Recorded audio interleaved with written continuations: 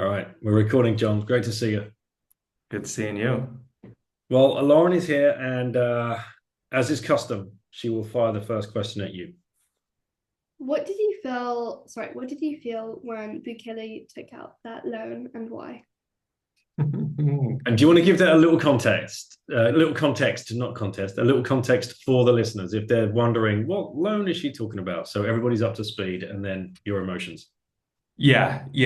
Starting strong here. Um, so El Salvador in 2021 became the first nation in the world to adopt Bitcoin as legal tender.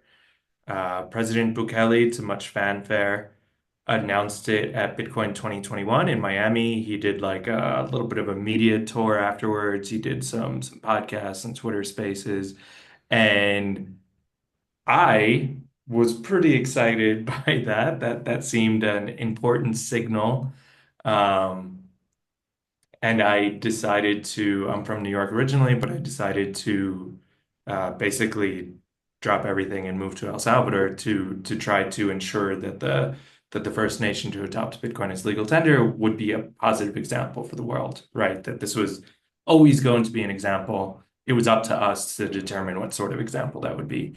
Um, and just like some slightly deeper context on me, I I got into Bitcoin via the IMF, if that makes sense. I was an anti-IMF activist for more than a decade before I had ever heard of Bitcoin. And the IMF for me represented much of what's wrong with the world. This small, elite, opaque group that dictates to the rest of us what is right, what is wrong, what needs to be done. Um, so when I saw Bitcoin as this incredible tool that kind of leveled the playing field, right? That empowered people. It was the IMF for me represented much of the problem, and Bitcoin represented much of the solution. Um, so that's just some like deep background and context there. And then the what I think the question is getting at, about 2 weeks ago, so January 29th, El Salvador modified the Bitcoin law, which they passed in 2021, at the behest of the IMF. So the nation took a loan from the IMF, and the way that IMF loans work is, well, there's strings attached, right? They don't just give you the money. They're not actually, many people wrongly think of the IMF as like a bank, but for nation states, just on a larger level. And that's not necessarily wrong, but I think the more important thing to know about the IMF is that it is not, I don't believe it's primarily an institution that lends money to nation states. I think it's primarily an institution that uses debt as leverage to control nation states. Um, And, case in point here, the IMF did not like that El Salvador adopted Bitcoin as legal tender. They made that very clear for since 2021. And many of the conditions associated with the loan were about government involvement in Bitcoin here in El Salvador. So Bitcoin is no longer legal tender. Technically, it still is. It takes 90 days to go into effect. So April 30th, it will no longer be legal tender. Um, and yeah, so that's just all deep background for the question. How did I feel about it? Uh, Not good. Not good, right? Like I moved to El Salvador because of that law, and there's a lot to say, whether legal tender should have was that a good thing? Like we could debate that, right? Like, should Bitcoin be just this free market thing and you don't have to uh, mandate that people use it? The government doesn't have to accept it for fees and taxes. Like Bitcoin doesn't care about any of that stuff, so why should we? Um, that's not what upsets me. I'm not upset that the laws were changed, I'm upset that they were changed at the behest of the IMF. If El Salvador had come to these conclusions on their own, and they were like, you know what we thought in 2021, we have some new information and we want to take a different approach to things. That's fine. That is not what happened, though. What happened was the IMF dictated terms. El Salvador agreed to it, and many people don't realize is how powerful the IMF is. So now that they have agreed to these terms, so the agreement isn't official yet. It will become official once all the preconditions are met. So the repeal of some important parts of the 2021 law a couple of weeks ago is part of the preconditions. But once it becomes effective, which should be relatively soon, in the next weeks, I would presume, and this presumption is because there's no communication from the government, right? I don't actually know, which is also one of the problems. As I said, there was much fanfare in 2021. They made a huge deal about it, and now this is super quiet. Like I think they hoped that nobody would notice. And when people like myself did notice, then I think they're just hoping that we just shut off about it. Which is another thing that I do not feel good about, right? That it seems it's that same problem from before that these small, elite, opaque groups know what's best for the rest of us. It seems like that's happening here. So yeah, I don't feel good about it, and I say that from a personal perspective because I have been wary of the IMF influence around the world longer than I've been a Bitcoiner. I changed my life in order to come here based on that law. But also from a more objective perspective, the IMF doesn't care about El Salvador. They have other interests, right? So I really question whether this will be good for El Salvador. So once the IMF is like a vampire, once you invite them in, it's hard to get them out. So the terms of the loan, it will be dispersed over a 40-month period, assuming everything goes according to plan. During those 40 months, so this roughly takes us to 2029, then the IMF will have a seat at the table for anything related to the term, so effectively anything related to Bitcoin here in El Salvador. And I think that's the real objective. Like there's Bitcoin country, and now the IMF gets to dictate the Bitcoin policy of Bitcoin country. Like that does not sit well with me. So yeah, I'm not feeling too good about it. Yeah, I would not be either. That would be kind of scary. Do you know what the IMF stands for? International Yep. IMF, International. Monetary Oh yeah, monetary system, right? fund. Oh, Yeah. fund. Yeah. Oh, I thought it was S. Sorry. No. So yeah, and then John and I will dig into the history of all of that and get people up to speed of what it is. But for anybody, just touching this subject, I would recommend Gladstein's articles, and his book is very good, a great deep dive, and also John Perkins' book, Confessions of an Economic Hitman. I think he's actually got 3 versions of that now. And Preston actually had him on his show, so people can go and listen to that interview if they want with John. Because it was John Vallis that told me to pick that book up actually, and yeah, very interesting read. But we'll get into all of that. Before you run off, did you have any further follow-up questions or anything? No, I don't think so. No. Okay, all right.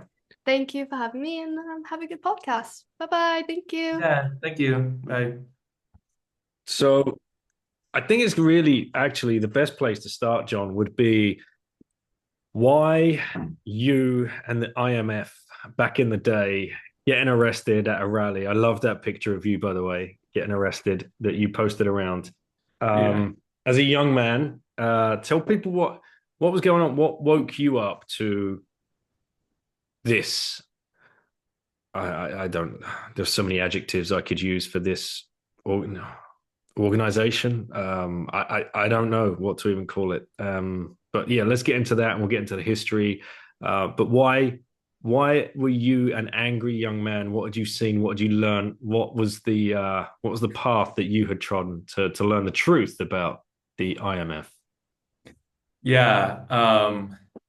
So as I said, I'm from New York originally, and I was 19 years old when September 11th happened in 2001, and that, obviously impacted me in a pretty deep way.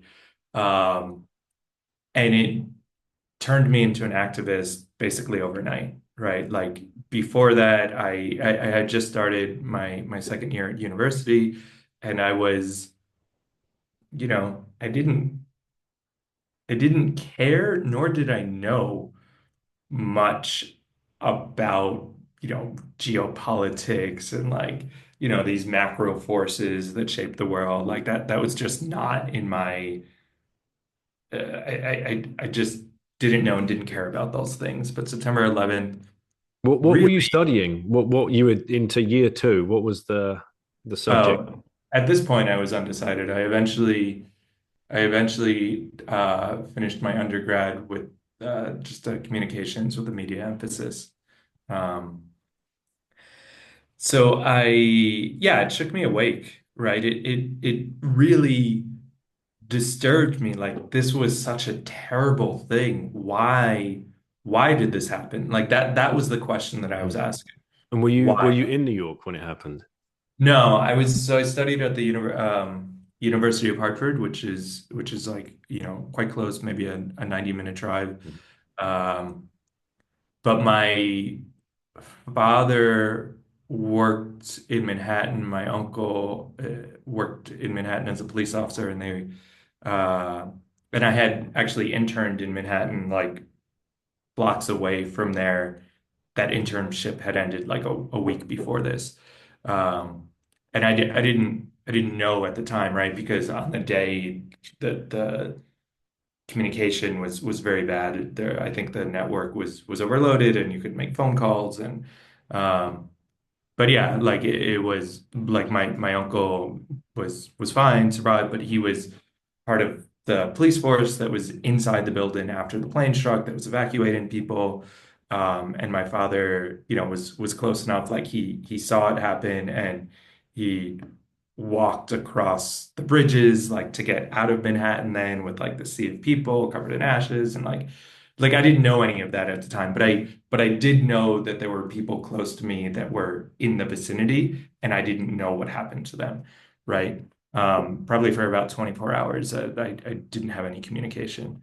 I ended up actually going to New York uh, just to witness it, to see it for myself, experience it with my own eyes a couple of days later, um, to watch the sunrise over the like this smoldering pile of rubble. And in the neighborhood, there were all these missing posters of people that they were dead. These were people who had died in the attacks by and large. But it was sort of like this optimism that maybe they were just missing, but also kind of like I think a memorial, but it was this spontaneous thing all over Lower Manhattan in the days afterwards. People made missing posters with people's faces, like they worked here, last seen the morning of September 11th, and it was like it was in like I've never felt anything like that previous in my life and afterwards. But the way that I reacted to it was asking why. Why did this happen? Like this is such a heinous act. Why? Why? And the conclusion that I came to through a lot of thinking, was when people feel disempowered, when people do not have control over their own life and their own circumstances, and somebody else is dictating the world to them, a certain subset of that will lash out in unpredictable and potentially violent ways. Um, so if that's the why, then that helped me see this larger problem with the world that many many people were actually and felt that they were living in somebody else's world, right? Somebody else's reality, somebody else's um, dictate, and that leads to really negative knock-on effects. So it was pretty soon after September 11th that I started to think like, who are the organizations that are at the forefront of this that are really making people feel disempowered. And the IMF was at the top of the list. Yeah, absolutely. And how deep were you going down that rabbit hole with the IMF, trying to find out what they were doing, when they were formed, how they were formed, why they were formed? Yeah, I mean, one of the problems with the IMF, and this should be a red flag for people, they are opaque, right? Like it's hard to find out many of the details with the organization. Uh, like for example, the loan here in El Salvador, what I know about it, what the public knows about it, is from a staff level draft agreement, which they released in late December, but it's kind of vague, right? Like it's not, they don't go into the details. It's intentionally vague. Much of what the IMF does is intentionally vague. It's behind the scenes, and that actually adds to it. It's like, well, you don't matter, right? You don't need to know. This is above your pay grade. It's like my life is above my pay grade, right? Like, so I went. I mean, the IMF wasn't the only organization that uh, seemed like they were part of the problem, but they represented it to me in like that there were many things that were not right with the world, but the IMF quickly for me became a symbol of that. So And they were that photo of me getting arrested was their spring meetings in 2002. So I think it was April 2002. So it was the first time they tried to meet after September 11th. I went to Washington, D.C. With many other people went to Washington, D.C. to protest this meeting. And the intent was actually to prevent the meeting from happening, right? To like, shut down the venue and not basically like the thought that I had then was um, until the IMF changes, then I don't, let's make their work difficult. so that wasn't just an organized rally that you learnt about and just decided to jump on the bandwagon? Yeah, basically. How many people there? Did you have any idea? Probably about 2,000 people, Mhm. 1,500, 2,000 Was people. Occupy still going on at that stage? Oh, so this No, this that was was 2008. Excuse me. Yeah, yeah. yeah. No, So yeah. this was kind of on the coattails of like the WTO protests in Seattle in 1999 that kind of launched this like anti-globalization sort of movement, and the WTO and the IMF were these large targets. And I think the meeting was, the meeting was planned, and I think the protest was probably planned before September 11th, but it kind of that changed the dynamic of things. Like all of a sudden, going out and like things were different. I wasn't involved in this, but this is something that I studied how these movements had progressed and grown. Uh, September 11th really changed the atmosphere quite a bit. So if you watch, is it what's the name of the documentary? This is what democracy looks like, I think. But it's about the 1999 WTO protest where protesters using the same tactics successfully shut down the WTO meetings. And it was the to apply the same idea to the IMF. But after September 11th, it became like you were like a terrorist, if you to use aggressive tactics against international organizations, kind of like it changed how the world viewed it. It changed like how the police viewed it, right? Um, changed how the state viewed it. So that was kind of like the last that protest and that meeting was probably like the last gasp of that late 90s anti-globalization movement. And it's crazy to think how they would have been organized. I mean, we just default think right now, oh, yeah, you just put a tweet out or you put something out on social media and blah, blah, blah, 10,000 people turn up. But like, no, man, like we didn't have these things. They weren't even thought about at that stage. So how would you even hear about this? I mean, like, email groups or like how were you plugging into that movement? Yeah.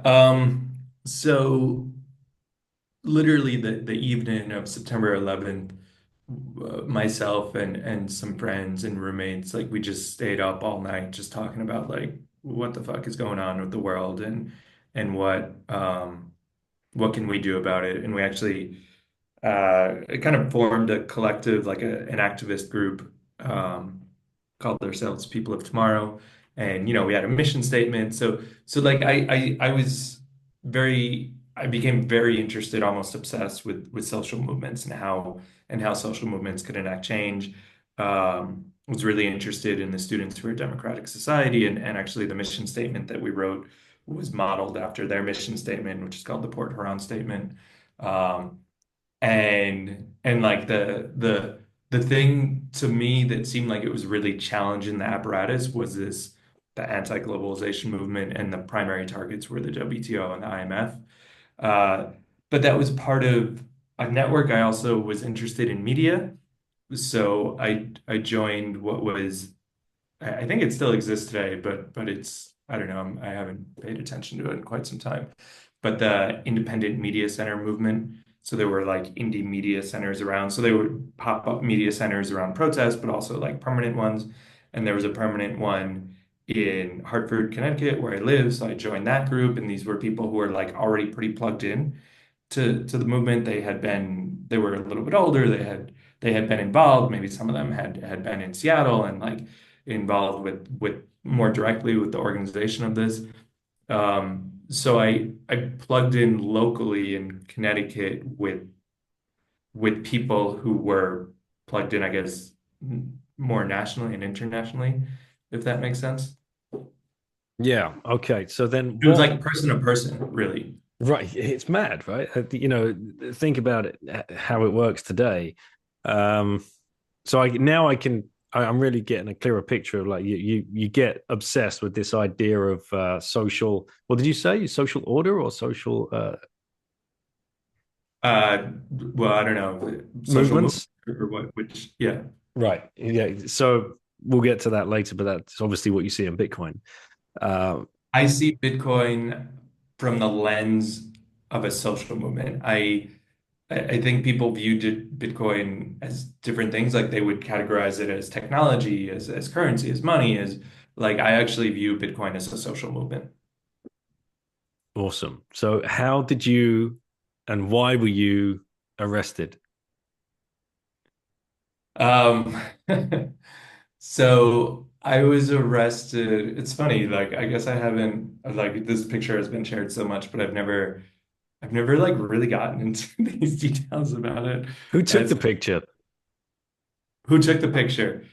The Washington Post. So that was like that picture was in newspapers around the country the next day. Um, Your parents, mate. What? How did that go? yeah, yeah. So this was also there was already some drum beats toward war, with the United States invaded Iraq in March 2003. But it was pretty soon after September 11th that they started pointing fingers like, I think we should probably invade Iraq. And it was like, wait, what? Like, why is that the response to this, right? Like I was not very aligned with how most people responded to September 11th. It was mostly like, yeah, let's find an enemy and bomb them. And it's like, well, I feel like that's going to lead to another September 11th, right? It's not going to prevent it. So what are we trying to do? Are we trying to like feel good and get revenge, or are we trying to prevent this from happening again? Um, So I was also very anti-war, and I had very like I don't know, I had old shoes that were held together by electrical tape. So I had electrical tape like with me. And the protest, which was expressly about shutting down the IMF. Like this wasn't a secret plan. It was like we're going to gather in Washington and we're going to shut you down, right? So the police were quite cautious, heavy-handed. Like there were just riot police everywhere, probably more police than protesters. Um, and they kind of trapped us in a park nearby the meeting, and they just surrounded the park, and like it was kind of just like a standoff. But yeah, like there wasn't anything active going on. Like the protesters were all just hanging out in this park. So I climbed the statue in the middle of the park, and with the electrical tape that I had in my pocket, I cut or like ripped the electrical tape to write in big letters "No War" on the statue. Um, and the police saw that, and when I had climbed down from the statue, then I was not right in the center of the protest. Like they waited for me to get closer to the margins, but I suppose they were watching me the whole time. Um, and they just sent like this like cadre of riot police into the protest specifically to snatch me, to grab me, which is why it ended up in the Washington Post. It like kind of made like a fuss, right? Any media that were there, and it was the first arrest of the day of what people thought was going to be a very like tense day. Um, so there was a lot of attention on that first arrest of the day, which was my arrest. Did you get your shoes back? I did get my shoes back, yeah. Because the picture for those that haven't seen it is you standing there in just your socks, right, and the shoes. And the dude, like one of the police officers, I think it's the guy cuffing you. I think I tweeted back at you, like the size of this guy. He's like the classic donut cop, right? Absolutely huge. Yeah, yeah, yeah. Uh, Interesting experience. I think that was my first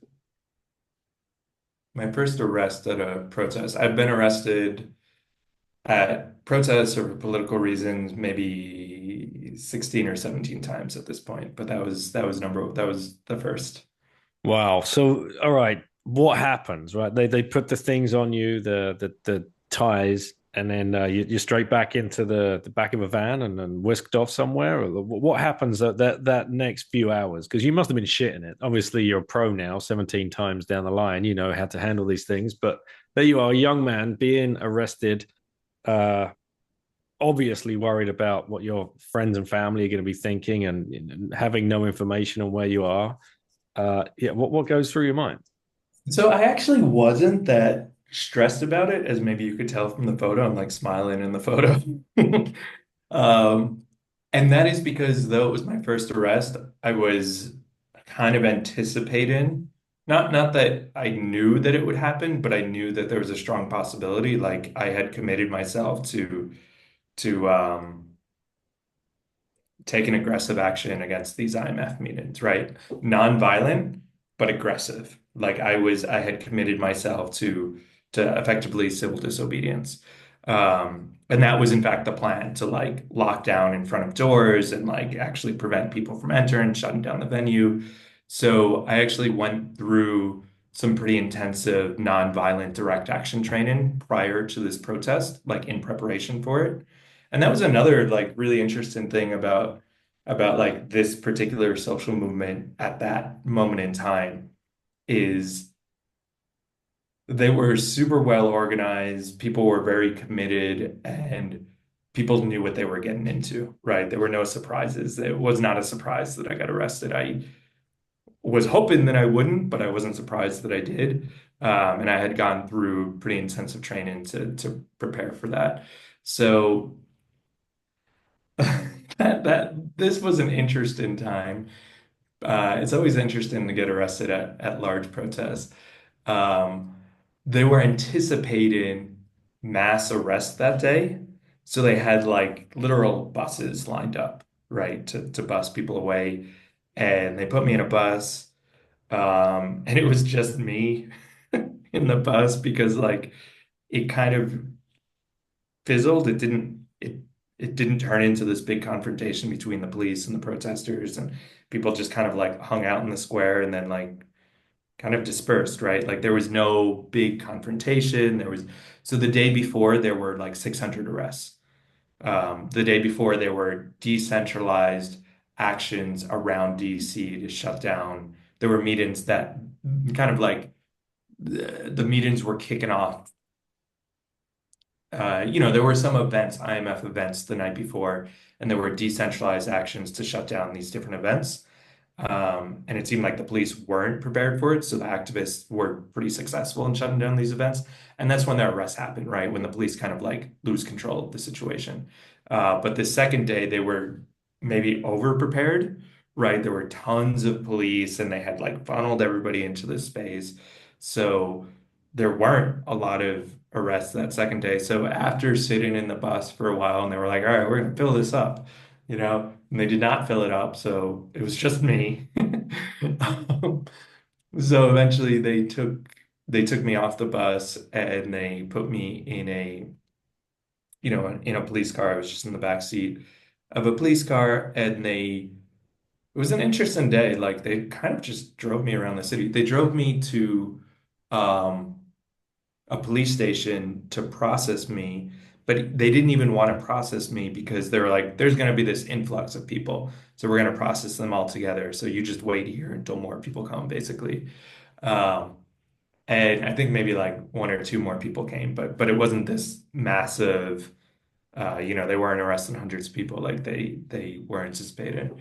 Um, so they processed me, and then the DA decided hours in. So in the interim, I actually spent a lot of the time just handcuffed to a desk in a police station.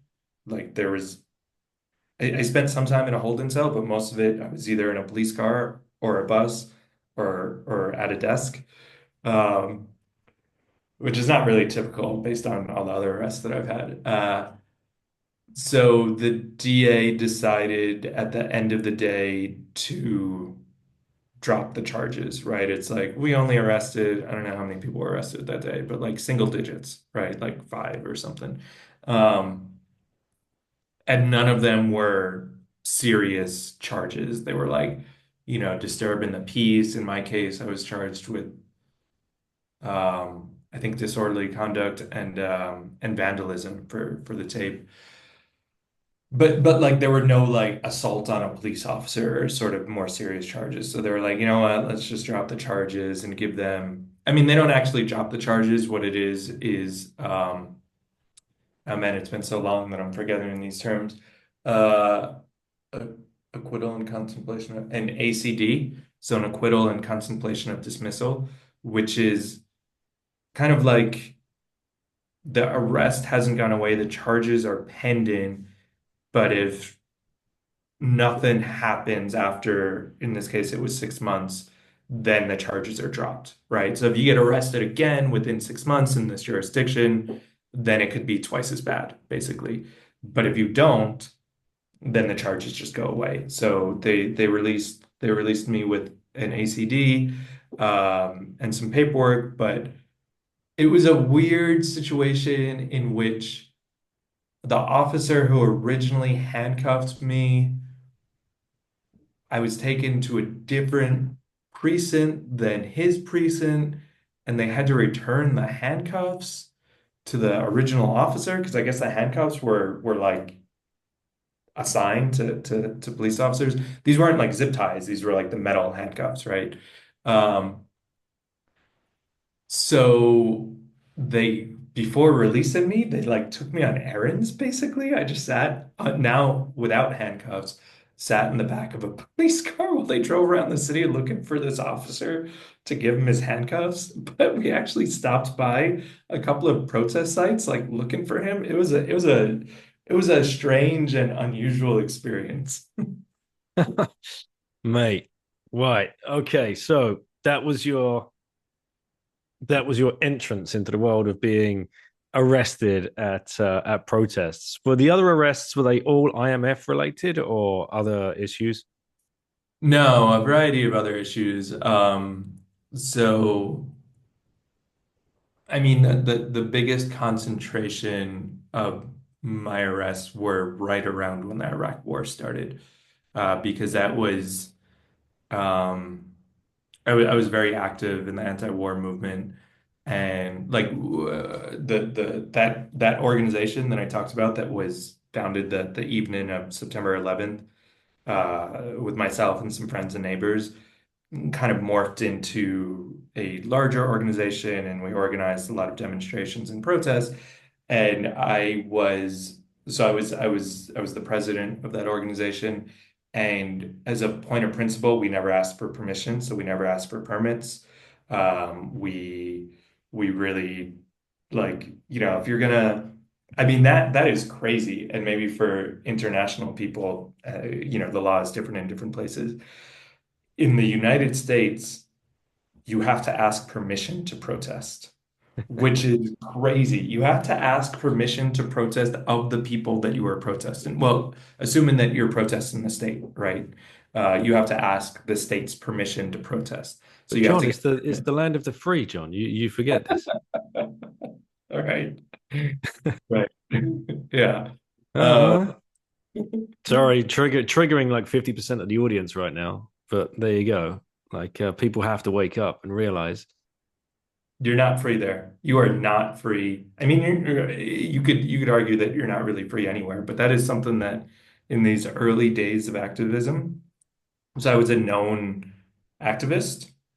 The police harassed me all the time. Like the police would come to my house and they would, have some excuse for being there, like, oh, we got a noise complaint from a neighbor, which wasn't true, right? They would they would refer to me by name, right? Like they knew who I was. They would go into my bedroom, they would look through my books and be like, "Oh, so you're reading this book about Che Guevara, huh?" Like they would, but it was intimidation, right? It was a clearly intimidation. Like nothing ever happened there. I actually got arrested once on campus because other people had written anti-war messages with chalk, and they arrested me because they knew I knew who did it. And it's like, unless you tell us, then we're gonna blame it on you, which, um, but yeah, you are only free so long as you draw within the lines, right? So long as you color within the lines. Like once you start to really push back and challenge the state, then you get to see where the cage ends, right? Um, but yeah, so a lot of the largest concentration of my arrests was right around when the war started. I was arrested like, I don't know, on a pretty regular basis at that point. Um, and that there was also a tone shift. So in, March, we organized a student strike and a walkout on campus, which was pretty successful, and like lots of other protests and actions. We actually successfully shut down the federal government in Hartford on the day X, the day the bomb started to fall. We actually went there before dawn and locked down in front of the doors, and my favorite slogan to say was the government's closed until the war is over. Um, but which wasn't true. The government kept functioning, but we did shut down the federal government in the city of Hartford for one day, uh, which was cool. But yeah, so a lot of my arrests were around then. There was another tone shift then before the war. Then the anti-war movement was fairly popular. Like a lot of people were like, "Yeah, should we go to war? I don't know. Like, is this a good idea?" Um, but there was the rally around the flag phenomena. Once the war did start, that like public opinion just shifted pretty dramatically to support the war. And if you're not supporting the war, then you're against us, right? It was like it was a strange tone shift. So people that did not follow that tone shift, and especially people that, as a point of principle, never asked for permission to show dissent, like myself, got arrested a lot in that time period. Yeah, you had no chance, man. like the propaganda machine was completely owned. There was no, like we said before, there was no social media at this point Mhm.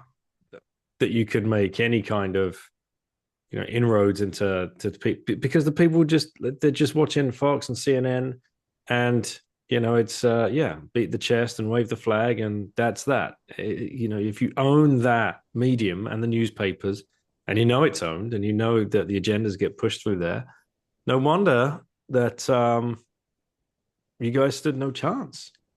Yeah. Yeah, and so to bring it into the present, my philosophies have changed quite a bit, and Bitcoin has actually been a big part of that. Uh, all the stuff that I was talking about, it was trying to shut down the IMF, it was trying to stop the war, it was trying to slow the bad, right? It was identifying what's wrong and trying to mitigate the worst of what's wrong.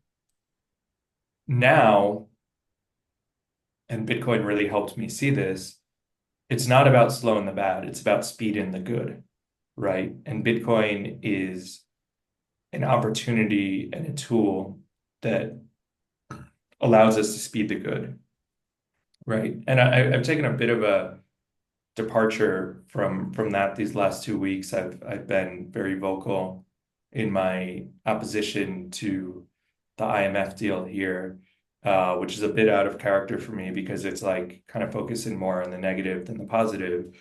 But it's the exception to the current rule just because it didn't seem many people were speaking up about it, and I thought it was important. And I'd hate to live in a world where people felt afraid to speak up about things like this, and Mm-hmm. I had some sense that that was the case here. It was a very strange decision for me when I saw the news as well, because I'd heard Bukele talk about the IMF in the past and in a negative framework, and thought, well, this is great. You've got somebody, but always in the back of my mind, I had to worry, like they're going to come from one day, because having Mhm. read Confessions of an Economic Hitman, you know how the game is played at these highest levels, Yeah. and but the messaging I was getting from people was, don't worry, he's just going to take the money and he's going to buy Bitcoin with it, and rub their faces in it. I'm like, no, like that Yeah. isn't how this works. Like, don't be. And that is something that I've learned. And we all live in our own bubbles, but like probably because I came to Bitcoin from the IMF, like the IMF was a problem and then Bitcoin was a solution.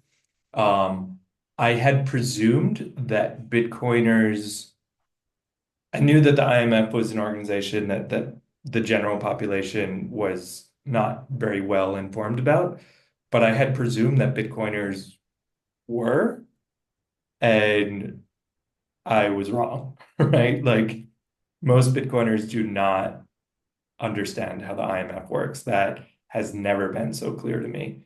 And that was such a common thing, like, oh, well, he's just going to take this money and use it for whatever he wants. It's like, that's not how this works, right? Like the IMF, again, is not in the business. This isn't a loan from a bank. This is the debt that they are giving you is a means to an end. It is just leverage. A lot of people don't understand about the IMF. It is not about the money. It's about the leverage that they have. Mhm. Um, and they don't like it just really shows how little people understand the IMF, that they even think that's a remote possibility, that the government would agree to roll back their involvement with Bitcoin to get this loan and then take the loan and increase their involvement with Bitcoin. Like it's just, it makes it, there's no logic to it. And the IMF is, and these loans are specifically structured to prevent creative accounting. Like the loan isn't just like El Salvador is not free to use that money as they want. El Salvador is not free to use it for X and then take money from that bucket and use it for something else. Like the IMF is not evil because they're dumb. They're evil because they're playing chess, right? Yes, I had a very interesting conversation actually with Valis over Christmas about he's very much a fan of like Hanlon's razor. Don't attribute to malice what you could attribute to incompetence. Yeah. I think that's a psyop, personally. I think You think that's what? a psyop Oh, is to cover up the evil. Oh yeah, no, they don't know. Forgive those who know not what they do. For example, it's like no. Maybe the bureaucrats and the people that are there at lower levels in the IMF and of the starry-eyed university students that have drunk the Kool-Aid about what they do and how they're great for humanitarian rights and this, that, and the other thing. And if it wasn't for the IMF, then the poor third world developing country, they wouldn't have clean water and all of this fucking bullshit that people have just swallowed over the years, the decades. Then, like trying to wake these people up to the fact that no, this is an organization that is founded on pure evil. It's founded on, and it does the exact inverse of what is propagandizing you into believing it does, right? It not only does it cripple the development of a nation, it absolutely destroys it, and then takes the natural resources via their own corporations that they're in bed with. And this is what I want to know is like, do you know how much the loan is for, how long it and how that gets paid out, and for what? Like, what's the? Usually, it's an infrastructure deal, right? It's we can power your country with hydroelectricity. All we've got to do is send in these American concrete firms and American engineering firms and blah, blah, blah. And the whole revolving door just starts swirling and all that money just starts getting passed through people's pockets. And it's going to be great for you and your country. And you're going to be loved by your people and you'll be able to stay in power and everybody's going to get fresh water and electricity and all of this bullshit. What's the angle? What's the grift from the IMF towards El Salvador? Because do you know? Is it being talked about?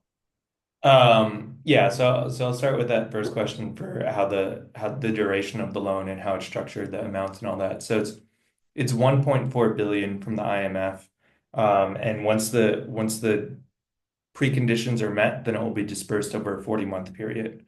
So typically, the IMF, what they do in these situations is once the dispersal begins about roughly every 6 months or so, they'll send a team to make sure that the country is compliant with the terms of the agreement. And that's like if they use the money to buy more Bitcoin, they would not be compliant with the terms of the agreement, right? And that is interpreted by the IMF. Like it's not like the IMF thinks this, but like, oh, we have a counter argument. Like that's not how it works. The IMF is the judge, jury, and executioner. Do what they say, period. Or you don't take a loan from them, right? So it would be dispersed over 40 months. So oftentimes there might be a slight pause if the IMF is like, hey, you gotta jump higher when I say, right? So instead of paying you in February, I want to see you jump high. And so it often extends past that original period, but it's set to be 40 months from when it begins. The 1.4 billion from the IMF will also very likely be supplemented by the World Bank and the Inter-American Development Bank, which will piggyback off the IMF and the IMF does the sets the terms and they enforce the terms, but it will other organizations such as in the case of the Americas, the Inter-American Development Bank, and here the World Bank will also have a loan with the same terms, essentially. So it's expected that the total amount of the loan will be somewhere north of $4 billion. And what they will use it on is unknown. It is usually infrastructure. It is usually a very low time preference. It's usually like how can El Salvador just get something very quickly, right? So like, examples of this low time preference thinking are um, like in Bangladesh when the IMF gave a loan there, Bangladesh had built a bunch of levees to, it's effectively much of the country is like a river delta. So they had built a bunch of levees and there was farmland behind there. Um, and as part of the terms of the loan, then Bangladesh had to dismantle parts of the levees and poke holes in it and flood much of that land so they could incentivize shrimp farming because that is more profitable than whatever was the agriculture was there. Shrimp is more profitable. So it's like, okay, turn all of this agriculture on to flood these farms, grow shrimp, and the short-term gains will be higher. And I think since then, literally millions of people have died from cyclones and stuff that come in because now the land is there's not this natural protection. Like it has been a disaster for Bangladesh. But Mm. 2 years after the loan was given, there's a bump in revenue. And that's what the IMF cares about. And the IMF is probably also has some association with the people who are making financial benefit from this, often at perhaps with the private sector, but definitely with the public sector. So it's like, does this serve the interests of their funders, which the US is the largest one? So, I mean, man. So just to clarify, I believe that would be high time preference behavior because they go out with the money and they just get straight into it. Yes, Right. yes, Okay. Cool. So yeah. no, that's exactly what they're doing. So it incentivizes all of the wrong decisions, right? Because all of a sudden you've got the money that hits the bank account, but I'm sure there's probably all kinds of strings attached to that. That's got to be spent in certain areas, and certain contracts have to be adhered to. So where do you think? Where is this all pointing to for El Salvador? What are they? What are the projects that you wonder that they might be? Is it roads? Is it bridges? Is it dams? What are they being forced to build, basically? Yeah. And this is the problem. This is one of the issues that I have with the IMF, but also with how the government here in El Salvador has acted in regards to this loan. There has been no communication. So this is all speculation. Like they Mm, they're not, I don't believe that they're under a gag order to say what they're going to use this for, that um maybe some details they can't say publicly, but the more macro big picture stuff, uh they have made a choice to not communicate that, right? And that's why. Why have they made that choice? Um, Probably because the president is has spoken out pretty eloquently. Like I agree with his critiques of these international institutions such as the IMF, and now he had to bend the knee to them. So it's hard to look good. Like, wait, weren't you saying that they were a neo-colonial organization and took away sovereignty from nations, but now you're like, thanks for the loan. We're going to use it for this. Like it's hard for him to look good in that situation, but like who cares if you look good? That's not your job. Your job isn't to have high approval ratings. Your job is to do things that will benefit the future of the country. And maybe it is. And if that's the case, just say it, right? Like I think there might be some pride issues going on. Um, or I don't know, but this is the problem. This is speculation. mm, It'd be yeah. great if we had more information and we didn't have to speculate. So El Salvador said that they found some gold deposits recently, some significant gold deposits recently. So one potential thing that they might do is they might use this loan. I mean, I presume a lot of it would be mined by the private sector, but Yeah, still, that'll be exactly what it is, right? It'll be American corporations that come in and do the mining, and that's the way it works. So all right, well that's a piece of information, and so let's just work on that and speculate, kind of walk through it. So they know that there's the gold in the ground, but right now I'm assuming El Salvador does not have the capability to get it out, or it does. I mean, who knows? I don't know. I would say no. So the issue with the gold mine in here is there was I don't know if it was a law, there was a moratorium on most types of environmentally destructive mining in the country for not that long. It was pre Bukele's first election, was through 2019, but not that much before that.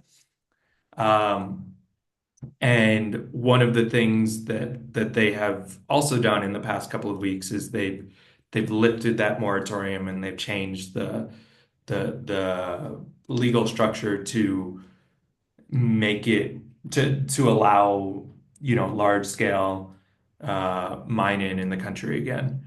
Uh, Interesting. So there is something to it then. Like, the speculation, there's no smoke without fire. right. You could connect the dots and it's very possibly there will be part of this loan will go to building out public infrastructure, which will be used by private companies Hmm. and will leave El Salvador. And interestingly, so this is where my mind is thinking now. Do El Salvador get to keep that gold that's mined out of the ground if it's being mined out of the ground by, let's say, American corporations that have you've been forced to hire as part of the deal as the sweetener. So you get all of the US dollars, the promissory notes that are just printed out of thin air, but you have to use those to pay the American contractors to come in and build out the infrastructure to get to the the land where they believe they found the gold to start mining the gold. But Yep. once that's mined and smelted and processed, I can't imagine that's, oh, well, there you go, Mr. President. There's the gold we've found on your land. Yeah, yeah. Again, like if there was something different about this particular situation, it'd be great if they said it. But that is generally how these loans are structured and how they work. So the presumption should be that is how this loan is structured and works until we learn otherwise. And we haven't learned otherwise. And then I guess what people might think is, well, he takes the loan, he mines the gold, he uses the gold to buy a Bitcoin to pay back the loan, which I think is naive. Yeah. So and here's the problem with so very likely a major motivation of the government of El Salvador with this loan is one, not just to get money, but to get a better bond rating, which would open up a higher bond rating, would open up new buckets of money that would become available to El Salvador. Mm-hmm. So Who gives the bond ratings? yeah, like U.S. agencies. U.S. Closely agencies, closely affiliated with the World Bank and the yeah. IMF Yeah. and the, yeah. Well, that's the thing. So after the money is dispersed, so let's say it's 2029, the everything was on schedule and all the money has been dispersed. Um, if El Salvador in 2029 was like, okay, we've been waiting for this, right? Like we knew this all along. This is a chess move. Um, we just had to bide our time until 2029, and now we're going to turn around and we're going to do things that wouldn't be in agreement with the terms of the loan, but we don't have to abide by it anymore. So we're going to buy tons of Bitcoin and we're going to increase our um, our exposure, and it's going to be a medium of exchange again in the country. The IMF, and who knows, right? The political landscape might change dramatically between here and now, but between now and then. But if the IMF comes out with a statement that is like, hey, we disagree with this. This isn't the roadmap that we had in mind for El Salvador, and we've lost confidence in them, then their bond ratings are actually worse than they are now, right? Because it's like, oh, they did a bait and switch with the IMF. That's what people are talking about. Like, let's bait and switch the IMF to get better bond ratings. No, you get worse bond ratings that way. So it's like there's a lot of mental gymnastics of, well, I think it's mostly people just don't understand how the IMF works. But like, if you understand how the IMF works, then all of these things, they won't happen. Or you have to do some very serious mental gymnastics to imagine that there's still a possibility. Mm. And the way that John Perkins described it is that, like, first of all, you send in like the lawyers and such like or the economic modelists. They would go in first and sell you the dream of, we can get the gold out of the ground, and we can pave the roads with it, and whatever else. So that would be the first one. And then the second one would be the lawyers that would apply a little bit of pressure and make sure you were aware that if you didn't go ahead with this, you would most likely lose the next election. And then the third touch point would be what he called the jackals, which is when you've got the CIA all over your ass, and your plane might accidentally, burst into flames in midair. Right. There's the carrot, and then there's the stick. Which, for President Bukele, I mean, I know he's an ardent listener of the Once Bitten podcast.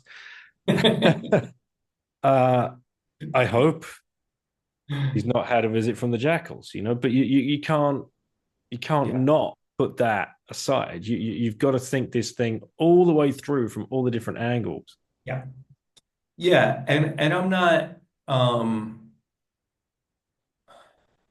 not saying that I think he's in a tough position, right? Like, that is by design. The IMF manufactures tough positions. They paint you into a corner, and it's like blackmail masters. Yeah, like, you have one choice, or are you going to take it? And like, it's yeah. I think it's a tough position to be in for somebody like Bukele. That does not mean that I'm gonna like be like, well, he was in a tough position, so let's give this a pass, right? Like where would we be if we were like, yeah, but like politicians have a lot of things to consider, so let's give them a pass. Like, I think we've done that too much, and we've arrived at we keep doing it. We keep doing it. Like, it's just madness. Like, the people over here on this side of the globe, they're like, oh yeah, well, you bring up like the COVID, the lockdowns, and whatever else, and people still say the same fucking shit. Like, well, it was an impossible situation for somebody to manage, wasn't it? And you got to put yourself in their shoes. And like, no, they lock people in their fucking houses. Like, what are you talking about? Like, no, this is unforgivable. Like, have you not seen what's played out since? Have you done no further research? No, I'm not ready to forgive these people. Like that. No, that we have to draw a line in the sand. Yeah, it is not a constituent's responsibility to see the world through the vantage point of their leader. It is the leader's responsibility to see the world through the vantage point of their constituents. And I strongly disagree with anybody that argues that, like, just consider their perspective. No, like, that's not, I didn't,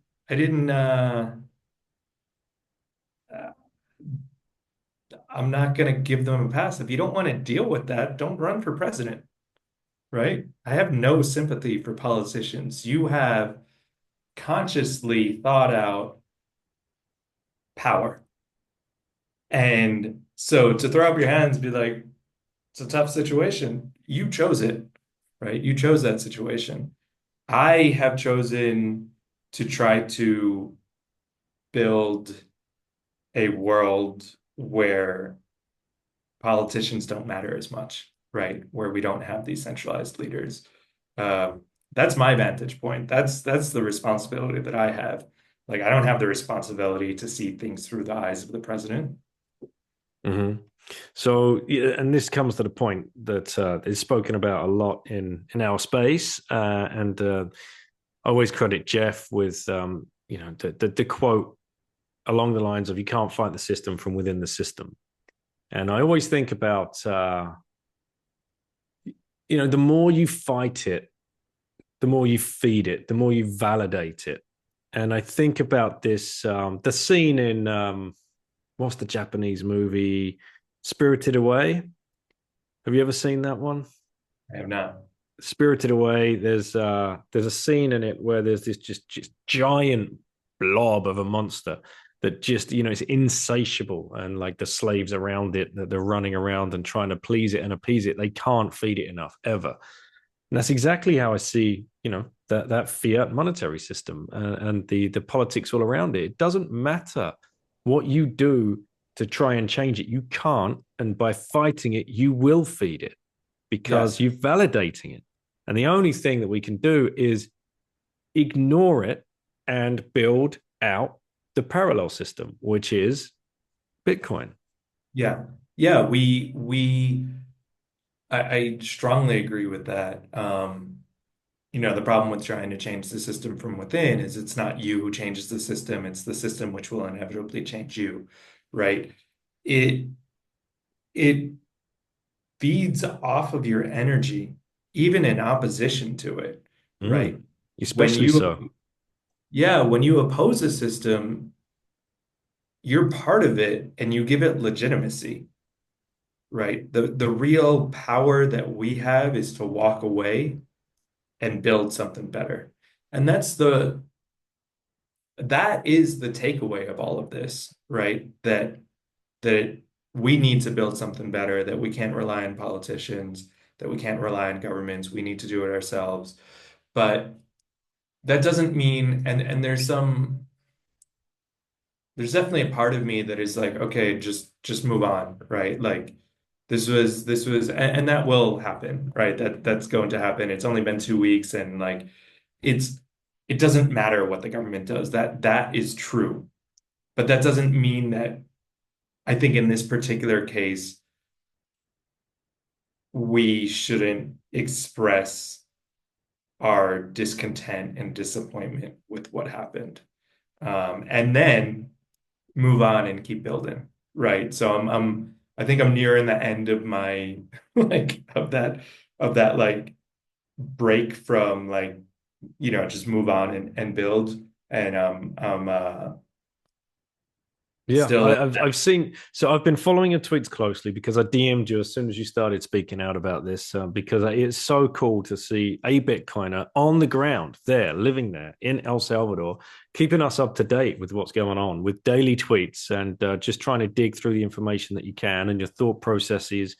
It's been great to see. And then one of my favorite tweets that you put out there was right, as much as there is negativity going on here, it's my job and it's my focus to educate as many people about Bitcoin as I possibly can. And you threw out a number, I can't remember what it was, and you said, well, fuck it, I'm going to double that, triple that, quadruple that, whatever it takes. That's where I'm going to focus my energy. And that's just so positive to see. So how many students do you then that brings us to your work in El Salvador and Mi Prima Bitcoin. So yeah, tell people what's going on and the successes you've had, and now you're reinvigorated and you've got the fire burning, raging inside of you. Everything's good for Bitcoin, right? In a way. yeah. So we're a Bitcoin education nonprofit. Since we started here in El Salvador in 2021, we've taught 40,000 in-person students in El Salvador. We developed kind of our flagship product, which is the Bitcoin Diploma, which is a 10-week program that takes you from zero to Bitcoin. So it's actually the subhead of it is financial education for the Bitcoin era. So the first half of it, and this is the formula that we use for our intro class and other materials that we produce. The first half of it is financial literacy, and then we get into Bitcoin. So it's that same thing. We have to understand where we are. We have to understand the problems of where we are before we could see the solutions. So we're targeting new people to the space, bringing new people into the space. So we have decided this year to somewhat, I mean, like, we always want to grow and teach more people regardless of these outside things. But I think helped by the realization that this is really up to us, right? Like even in a place like El Salvador where it was like, oh, it's top down and bottom up. It's not. It's bottom up, right? So we are dedicated to teaching at least just this year, 2025, more than 21,000 students, which would be a new record. It would double what we did last year. In addition to that, we also, everything that we do is open source. So because of that, there have been some really cool things that have happened. We work with, yeah, there I'm you holding go. up a copy here to prove it's open source. So I've got a copy here. Yeah, Bitcoin Diploma, Financial Education for the Bitcoin Era, Student Workbook, English version 2024. Nice. Yeah, the same one I got here. So we work with Bitcoin educators around the world. We launched in early 2023 what we call Bitcoin Educators Node Network. And that's just people that agree to a core set of values, and that is that the education must be independent, impartial, community-led, Bitcoin only, quality, and focus on empowerment. If you agree to those core values and you could demonstrate some proof of work, then you could apply to the network. The network at this point is self-governant. So the network itself will decide whether you're admitted or not. And at this point, there are more than 60 nodes in the network from more than 30 countries around the world. And it's super exciting because, again, this is all, and we use these, the Bitcoin Diploma and other open source materials that we've developed and created. The really cool thing is it's a movement, right? It's not just, these 5 people in this one city and that's it, right? Or like this one organization in this one country. Like we could actually work together, we could support each other, share best practices. We have monthly general assemblies where we share best practices, what we need help with, what we can help with. So there's a lot of natural collaboration among the different education projects around the world to speed up the timeline, to learn from each other, to do better, to support each other. And it's been super inspiring to see. So when I talk about the 40,000 students already taught, that's just in El Salvador, that's just in person. So that's not counting all the stuff that's happening internationally. That's also not counting, because it's open source, the Ministry of Education here has actually adopted their own version of it, and we've helped to train 500 public school teachers to teach it here in El Salvador. I don't know. Yeah. I don't know what the future of that program will be now, but it's a movement, right? This is a movement that is more important than ever, and a really important part of that movement is also that independence aspect. So it is not a coincidence that I am able to speak so freely about how I feel about this arrangement with the government and not everybody else is, right? We are independent, and this is the theory is that whoever funds you, whoever funds specifically for Bitcoin education, but I think this applies to a lot of fields, you will be captured by whoever funds you on a long enough timeline. So we have never taken any money from the government. We work with the government with that program that I just mentioned. We do not work for them. We do not need them. And that has been very intentional from the start. Um, we are mostly funded by the community, so just individuals who donate. So that is who we're accountable to. So if we don't speak up when something isn't going right, then we're accountable to Bitcoiners, right? That's it. Uh, and that independence is so important because we the real revolution is not teaching people what to think. The real revolution is teaching people how to think for themselves. And that means that you can't have an agenda, right? You can't, have these incentives like, oh, well, I need to make our funders happy, right? Like you always need to make your funders happy, whether it's a corporation or a government or whatever. And that changes the incentive structure. We don't have that. We don't have that problem. And that theory is real, right? Like I think you could really see it with this IMF situation. If we had money from the government or if we had money from like say Tether, who is like very friendly with the government, we could say, we would either explicitly or implicitly feel the need to self-censor. We would explicitly or implicitly feel the need to change content and teach a certain way depending on where those funded sources come from. Mm.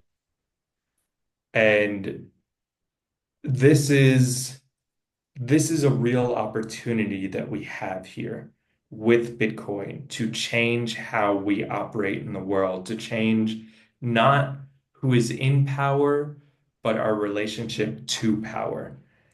And that is mitigated if we just follow the fiat models, right? The fiat models are broken. That's how we got here. If we want to continue on this path, then I guess we could follow fiat models, but we have to forge new ground and we have to, like, it's so much about taking the initiative and taking responsibility in our own lives, in our own futures, our own communities.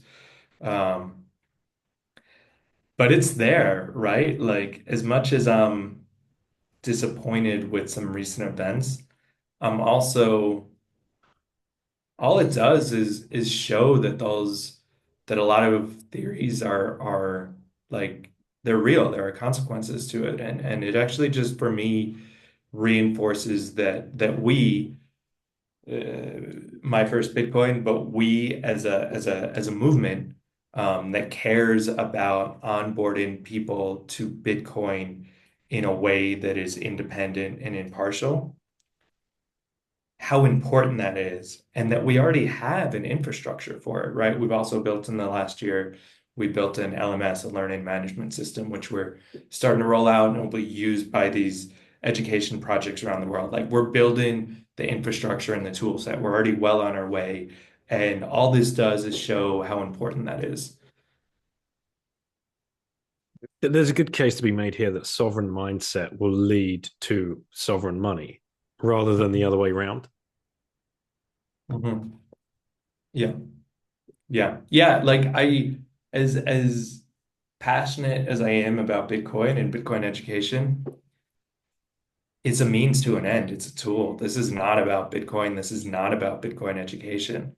This is about giving people agency in their own lives, right? Because that same thing, like at the start of the podcast, talking about September 11th and how when people are disempowered, they lash out, right? Like if you feel like you don't have agency in your own life and control over your own future, one, there's a small subset that is going to lash out in unpredictable, potentially violent ways. But more than that, for the average person, it disincentivizes us to look further into the future because we're not writing the rules of the game. Somebody else is, right? So it's like it's harder to plan. It's harder to imagine the conditions to start a family. It's harder to imagine the conditions that would lead to a successful business if somebody else writes the rules and they're going to change them based on when they think they should change without your input, without your consideration. So it disincentivizes that, and it makes us actually more dependent and subservient. So Bitcoin does the opposite. Like if you, or potentially does the opposite, if you could give people agency in their own lives, that flips how people view themselves in the world, right? It's like all of a sudden I control my money, so I control my power, right? I control my mind. And that sense of control and authority over what's happening in our own life gives us confidence to look further into the future because like they don't have to wait to see how somebody else is going to change the conditions. Like I'm part of this, right? I have a say in this. And that's motivating, right? So it's this flip, right? From like, I don't know, like just I'm just waiting for somebody to tell me what to do to I'm deciding the future. So And when that's Bitcoin education is a means to that end. and when did you obviously you came with the sovereign mindset. You were predisposed to this way of thinking after the 9/11 and then your work in activism. But when did the piece of the puzzle for you start dropping with Bitcoin? Right. So, um, to give further context of why Bitcoin like clicked for me, I had also I lived in Ecuador, so I left the U.S. after kind of picking up where we left off. There was a lot of anti-war activism and all that. Like I graduated undergrad in January 2005. And I decided that, or I had previously decided that the US was my place. I actually decided the US wasn't for me in a jail cell, right? Like I was in a jail cell, and this was after the Iraq War had started. Um, and I was with other people who had been arrested at the protest. And we were in these holding cells overnight, and the guards kept the lights on all night, brought down a boombox, and played the Star Spangled Banner on repeat because we weren't patriotic enough or whatever. And I was like, fuck this. Like this is like I this isn't my place. I don't want to be here. I don't and that was actually really liberating to be in a cage.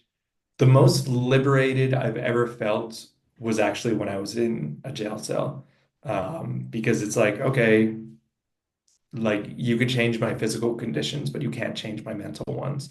And it's really liberating to realize that they can't touch this, right? Like they can touch so many other things, but they can't touch what's inside your head. Um, yeah, right. But but yeah, so I moved to Latin America. I actually moved to Ecuador in 2005, and it was a super interesting time. There was like a literal revolution there, which I was able to participate in. And after the dust had settled, a new government that took over, ironically, which I supported, and it's my own fault for like thinking a politician could be the exception to the rule, right? Um, there was some anti-American undertones to this new administration, and ironically I was like working for the previous government. I worked at a public university, and I also worked in did some social work with like street kids, but both government programs. And the new government didn't recognize the authority of the previous government to grant my visa. So then I was there illegally, and I was picked up, I was arrested and deported. And in that process, again, I worked for the government. So like I received my money at the state bank, right? Like a direct deposit there. So they seized all my assets, right? In that process. Um, So I was very conscious of the benefits of the separation of money and state, right? Before Bitcoin. So when I first so I read the white paper for the first time in, I don't know what the exact date was, but it would have been April 2013. And within a week, I had like, was like, I immediately saw Bitcoin as not that it would come to fruition, but had the potential to really change things. And I got very into Bitcoin very quickly, as I think a lot of us are, right? Like when you first get in, you really evangelize it. And this is maybe relevant for you're from the UK originally. Originally, yes. Yeah. Yeah. So this is like a podcast of all the times I've been arrested, right? But but so also in 2013 I moved to England to go to grad school. I went to study creative writing, postgraduate work at University of East Anglia in Norwich. And I noticed kind of by accident an arbitrage opportunity between um, the price of Bitcoin in pounds and the price of Bitcoin for dollars. It was pretty early on, so there was very little infrastructure in the UK. There was better infrastructure in the US, and I had a kind of a foot in both financial systems, I suppose, by living in England, but being from the US, having like US bank accounts. So I was able to exploit that arbitrage, and I sold a lot of Bitcoin, like peer to peer. I mean, I sold many hundreds of people their first Bitcoin. Like I had a somewhat elaborate setup. I had like bank accounts around the UK where people could make cash deposits, and I mean, I met people like in person. Um, but I sold Bitcoin to, I feel like I'm going off on a tangent here, but it's worth it. It just reinforces like everything just always reinforces like, well, Bitcoin's the way, right? Um, so I eventually sold Bitcoin to a criminal, right? Somebody that the state didn't like, and they actually created, they had information about me. They had like my name and my bank account information. They actually set up a shell corporation in my name to create a false lead for the police. This was like a major operation, a major criminal operation, right? Um, and the police, it took them 6 months to actually knock on my door, but which shows you how far ahead the criminals were compared to the police. It took them 6 months to catch up to a lead that the criminals set up for them. But but so they knocked on my door. Uh, I mean, they like raided my house, I think it's fair to say. Like a large, I don't know, 15 or 20 police officers showed up at my house, interviewed all the neighbors. I was not home at the time. I never went home again after hearing what happened. I left the country. Um, and I conducted a lot of interviews with major crimes division over the phone or over video calls rather than in a cage, right? Hmm. Uh, Potentially might have been the case if I was home, right? Because they didn't know anything about Bitcoin. Like, Hmm. interestingly, I had to orange pill the detectives, right? Because this was all on chain then, right? So I'd be like, oh, I could show you that transaction. I could show you the chat log that I had with this person. Like I could show you like where I got the Bitcoin, how I sent it. Like I could show everything to them. Because at first I was like, oh no, that I think I sold Bitcoin to this person. And they're like, you sold what? Like they had no idea what Bitcoin was. So uh, I had to explain Bitcoin to them in order for them to, um, complete their investigation. And ironically, I got in touch with the lead investigator many years later, and he thanked me. He actually retired early because he got into Bitcoin. And That's a classic. Do you know if they did they catch the criminal or know anything about like what he was doing or why they wanted him? yeah, so I know what he was doing. I don't know if I know as of like 5 years later, they hadn't caught him. And I don't know, like, if anything happened, if there were any new developments. But it was like a Bernie Madoff type situation. He was selling fake stocks and bonds. I think it was actually like quite significant, like one of the, not on the level of Bernie Mm. Madoff, but not billions, but like hundreds of millions of dollars that they had defrauded people of. Um, so it was a big, it was a, and it was also unlike Bernie Madoff in that I think it was like I don't think they knew who they hadn't publicly identified the people, right? They just knew that there was an organization that was behind this fraud. Damn. So on the run from the UK because you sold Bitcoin to criminals. I mean, you've got all the stories, John.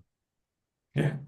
Yeah, well now I'm good in the UK actually. That's why I got in Yeah. touch with the lead investigator many years later because I wanted to go back to the UK and I wasn't sure if I was going to be able to.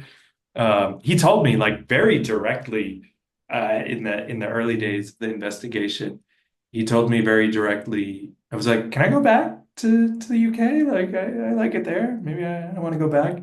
He's like, "You'll be detained. You'll be detained at the airport for a question." I was like, "Okay, so that sounds like a no. It sounds like I'm not going to go back then." But then so to tie multiple things together, so I ended up writing a book about my experience in Ecuador being deported, and then I stuck back into Ecuador with the help of FARC, and this was like the war was still very hot in Colombia, especially in the border regions. So, with the help of some rebel groups and some corrupt police, then I would sneak across the border a number of times over the next year. So I wrote a book about that experience, about like sneaking across these borders. Um, What's the book called? Illegal. Right. And why were you sneaking back in? What was the reasoning? I mean, I really liked Ecuador. I didn't want Your favorite burger shack. Right. Okay. Yeah. to. I'll leave when I want to leave. You don't tell me when. Yeah. So I mean there was a love interest. I mean that the subtitle of the book is so it's illegal, a true story of love, revolution, and crossing borders. So yeah, I was not ready to give up on my life in Ecuador, so I snuck back in and lived there illegally for another year. Then I gave up. Although I still love Ecuador. Ecuador is still like a place that I feel special affinity with. It was formative years that I spent there. I was actually there when, so it's funny. I've made up with these two countries, with Ecuador and the UK. I'm able to go back to Ecuador. I was actually living in Ecuador when El Salvador announced the legal tender law. And the connection to the UK is after I published the book, I was invited to do a book tour in the UK. And I was like, that sounds great.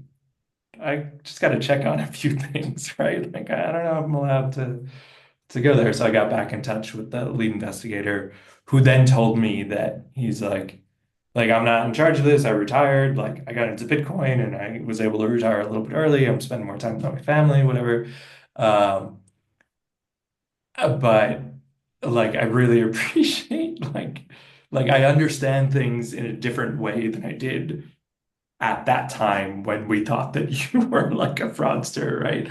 And I'm really grateful for like your patience and like explaining things and I'm still pretty well connected to the people who would be leading it, and I'm going to check in with them. I'm going to check in with Interpol. I'm going to make sure that everything would be okay if you came here, and here's my personal number. Here's like if you run into any problems with like the police or Interpol or any of those agencies, then like have them reach out to me directly, and I could explain the situation. He was like super friendly, like super. He was always friendly. You know how the Mm. British are. It was like he would be saying things like, "Yeah, if you come back, you'll be detained at the airport," but he would say it like very politely.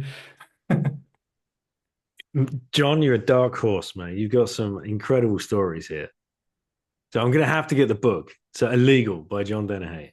Yeah. We'll get you. Are you on Consensus Network with that?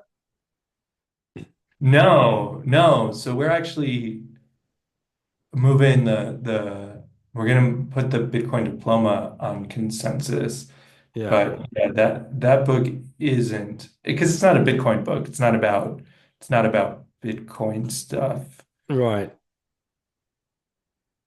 But yeah, maybe it's still worth putting it on there. I mean, my book's on Consensus Network, and I mentioned Bitcoin like once or twice in the whole book. So it's Bitcoin or Bitcoin related, right? So they have Austrian economic books on there, and they have like more kind of freedom focused books on there as well.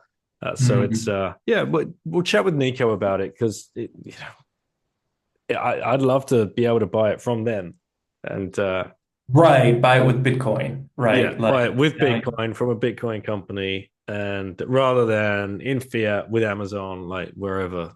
So that'll be a cooler thing because, like you said earlier, we got to build out the parallel structure and stop feeding the beast.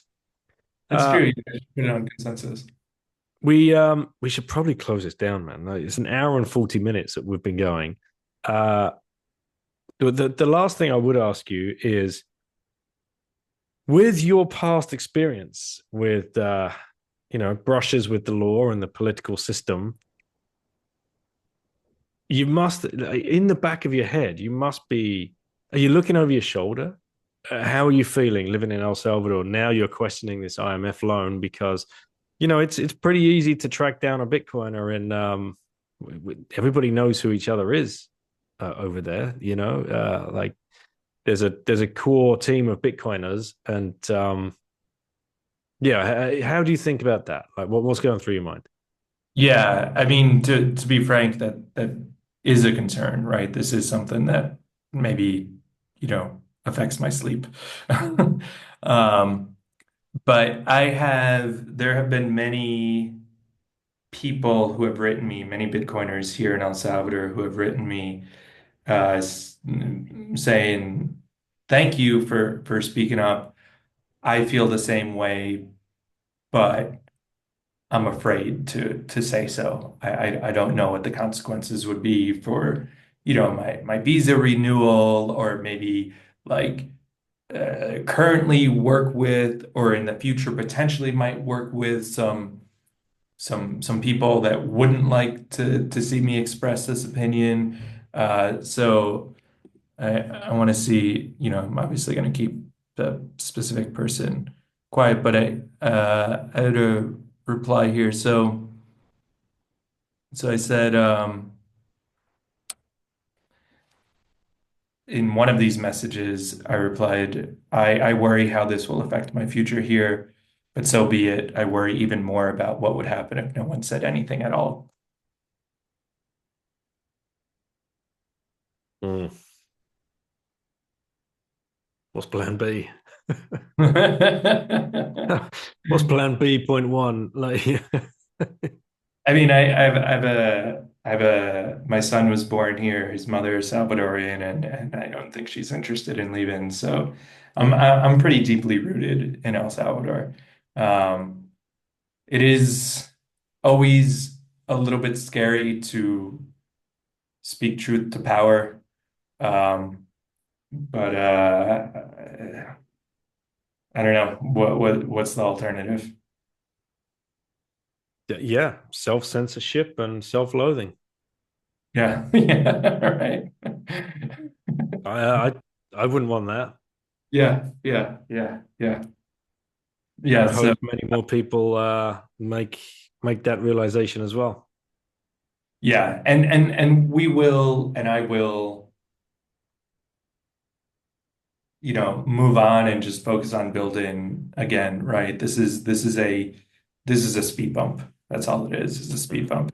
It's a frustrating, disappointing speed bump, but it doesn't change the mission. It actually just reinforces it.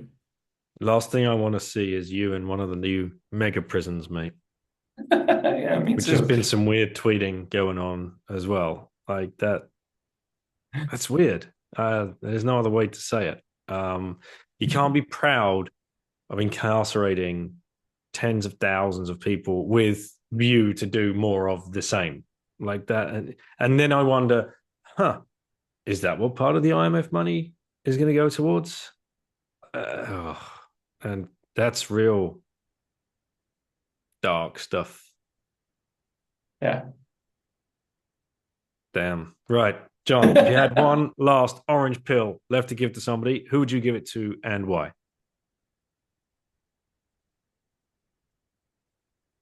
My son. I mean, he is the future, right? I mean, the youth is always the future, but like he is this physical, tangible manifestation of that. So if I had one left, it'd be for my son. Love it, mate. How can people reach out to you and learn about what you're doing and get involved if they've been, listening to your stories and inspired and they want to help? What's the best way?